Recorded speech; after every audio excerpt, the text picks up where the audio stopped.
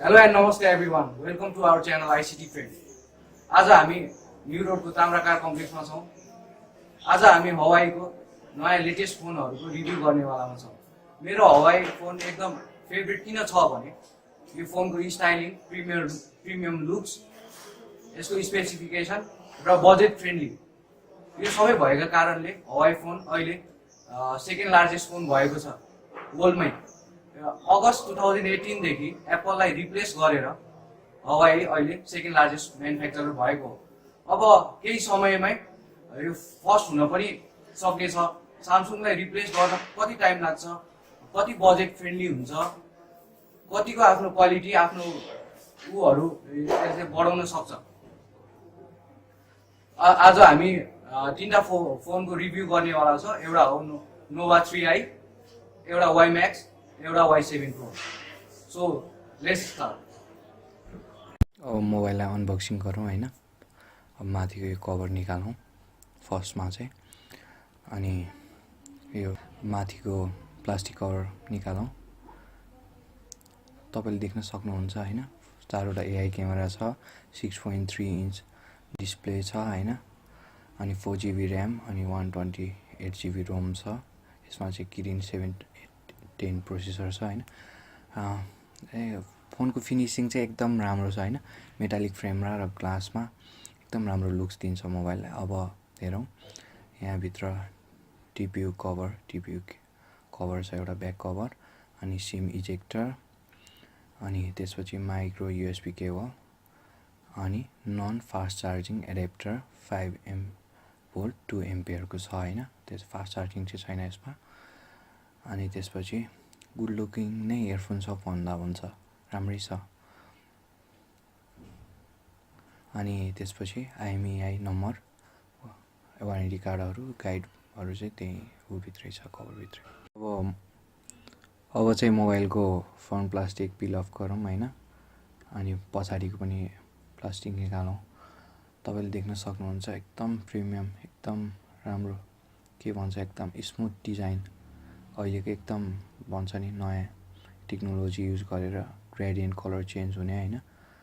अनि 2.2 एपर्चर छ क्यामेरामा चाहिँ, फिङ्गरप्रिन्ट ब्याकमा लोकेट गरिएको छ। साइड प्यानलहरू सबै राम्रो देखिन्छ। क्यामेराहरू, स्पिकरहरू राइट ठाउँमा प्लेस गरेको जस्तो लाग्छ हैन। अनि त्यसपछि USB 2.0 र 3.5mm हेडसेट ज्याक पनि दिएको छ। अनि साइडमा भोल्युम रकर्सहरू भयो, अनि सिम कार्ड स्लटहरू त्यहाँ साइडबाट निकाल्न मिल्छ। अनि यो कलर चाहिँ एकदम स्मुथ, एकदम राम्रो ग्रेडियन्ट कलर चेन्ज, अनि त्यसले चाहिँ एकदम मोबाइललाई स्मुथ फिनिस, अनि कप डिजाइनले चाहिँ एकदम राम्रो प्रिमियम लुक दिन्छ। फोनलाई होल्ड गर्दा नि एकदम राम्रो छ, वान ह्यान्ड अपरेसन पनि गर्न सकिन्छ। अब चाहिँ यसलाई बुटअप गरौँ। बुटअप गर्न एकछिन टाइम लाग्छ होला यसको। अब प्रोसेसिङ फास्टै छ, लगभग यसको 720 किरिन प्रोसेसर हो, फास्टै हुनुपर्ने हो हैन। यो चाहिँ आइरिस पर्पल कलर हो हैन। यो चाहिँ तीनटा कलरमा एभाइलेबल छ। यो चाहिँ 6.3 इन्चेस डिस्प्ले, जसले चाहिँ 16.7 मिलियन कलर प्रड्युस गर्न सक्छ। त्यही भएर यसको डिस्प्ले एकदम राम्रो छ। डिस्प्ले चाहिँ फुल हाई डेफिनेसनमा भनौँ। अनि यसको इमोसन UI छ हैन, जुन चाहिँ हवाईको हो। ल अब स्टार्ट गरौँ, इङ्ग्लिस ल्याङ्ग्वेज चुज गरौँ, त्यो एग्री गरौँ त्यसमा। अनि बिस्तारै अब सिम कार्ड स्किप, यो पार्टलाई नि स्किप गरौँ। यसलाई पनि सकेसम्म स्किप गरौँ, एक्सेप्ट। अब यसमा फिङ्गरप्रिन्ट दिन सकियो, फेस अनलक छ, प्याटर्नबाट गर्न सकियो, पासवर्डबाट गर्न सकियो। अनि अब पुरानो मोबाइलहरूबाट डाटाहरू इम्पोर्ट पनि गर्न सकिन्छ। हामीसँग चाहिँ छैन हैन, यो नयाँ मोबाइल, त्यही भएर नयाँ स्टार्ट गरौँ।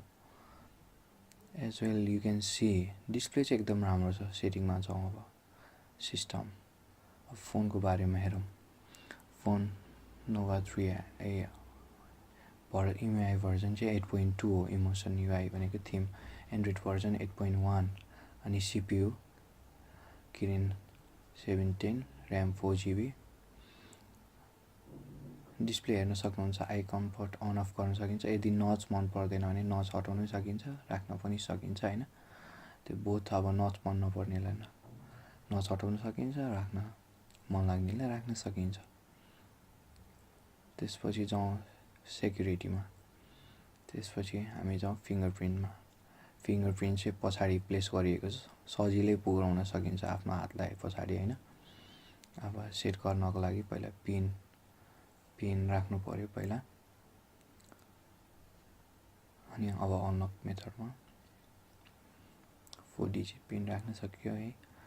यदि फिङ्गरप्रिन्टले काम गरेन भने अब हात वेटहरू छ भने अब हामी फिङ्गरप्रिन्ट युज गरौँ।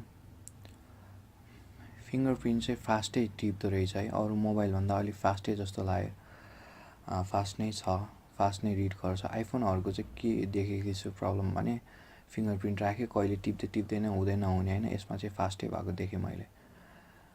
अब ब्याक गरौँ है। अनि यसमा ब्याट्री पनि राम्रो छ होइन, 3340 mAh। अनि मलाई चाहिँ मेन कुरा भने चाहिँ यसको ब्याक नै राम्रो लाग्यो क्या, ब्याक ग्लास होइन, ब्याक कभर होइन। आइरिस पर्पलमा चाहिँ एकदम राम्रो लाग्यो मलाई यो मोबाइल है। ब्ल्याक र अर्कोमा पनि पाउँछ होइन, पर्ल वाइट भन्नेमा। मलाई चाहिँ यसमा एकदम राम्रो लाग्यो। अनि ब्याट्री चाहिँ यसको एकदम राम्रो छ क्या। पावर सेभिङ मोडमा राख्दाखेरि 1 डे पावर रिमेनिङ भनेर देखाइरहेको छ। अल्ट्रा पावर सेभिङ मोडमा चाहिँ 4 दिन 6 घन्टा। अनि अल्ट्रा सेभिङ मोडमा चाहिँ हामीले डायलर, मेसेज, कन्ट्याक्ट धेरै कुराहरू युज गर्न पाइँदैन, मिल्दैन। त्यो चाहिँ अब बिजनेसम्यानहरू अलिक धेरै ब्याट्री